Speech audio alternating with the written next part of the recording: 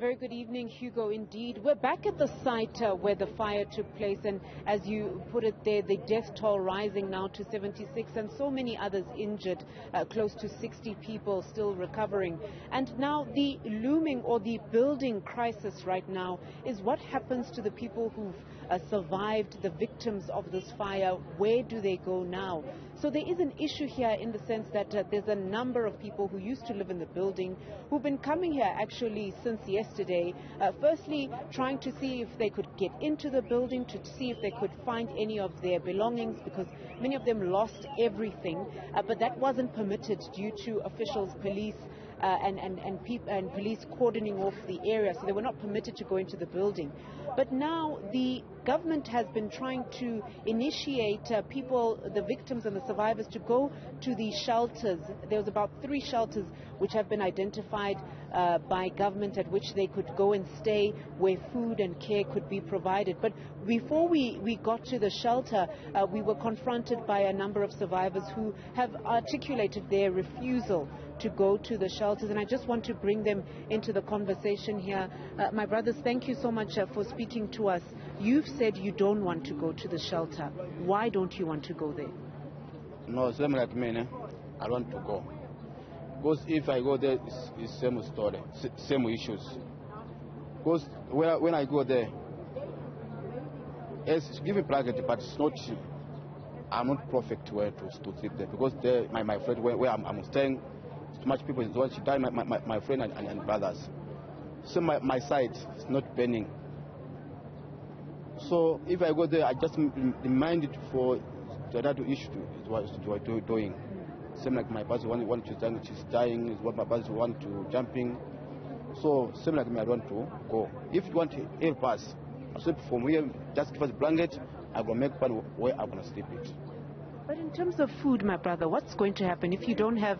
I understand you're saying that the building next to this one was not damaged. That's why you feel you don't want to go to the shelter. But tell me, in terms of food and water, what are you going to do for now? Like now, I have my brother too much is going, so I don't have appetite out to eat. But I just, even if people want to look which has, just give blanket, I go out to go to know. But with about food, I don't care. But I just say that even in Europe which has, because it's too much, a lot of people, my brother is dying, my uncle also is dying, I'm not seeing until now. So I don't have appetite go to eat it. So even I want to just drop which has with about blanket, I know I'll go to sleep. I just care with the blanket because I don't have, I just come out with myself, I don't have anything. But when you just give me blanket, it's going to be for us, it's okay. But I don't like to go to shelter, like me myself. Thank you so much for that, my brothers. Thank you. I just want to bring in Hugo, an activist who's trying to rally everyone here to see if you could convince them to go to the shelters. Ma, just tell me, what are the challenges you're facing here, and how can we help?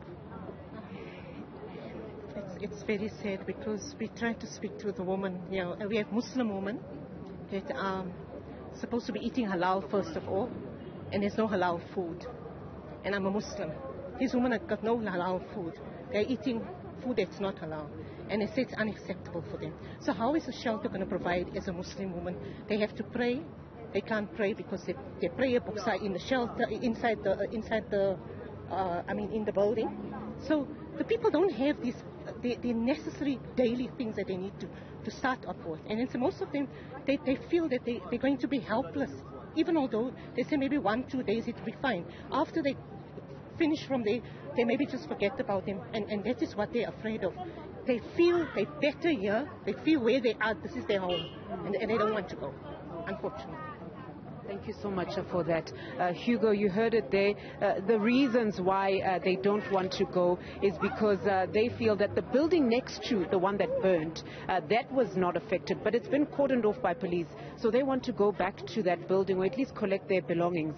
And they feel at the shelters they won't have access to the things that they need, and it will be too far for them to travel between the shelters and where they work or where they are most of the time. And so the activists also explaining there that it is a challenge in terms of people's basic needs. There isn't, for example, halal food or places for prayer for the Muslim women, a large contingency here who've been left stranded. So these are some of the challenges here this evening.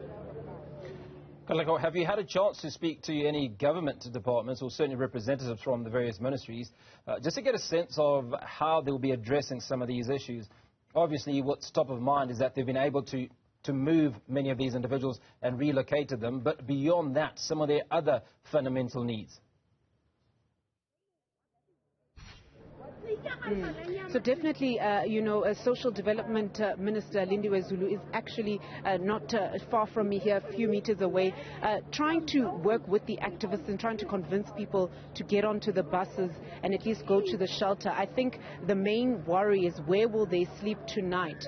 So then, they're trying to see if they can at least see if they can negotiate with them to see if they'd at least agree for this evening that they go to the shelters, and then from there on, discussions might take place into what happens next. But really a big challenge here between the survivors as well as government and the NGOs which are here.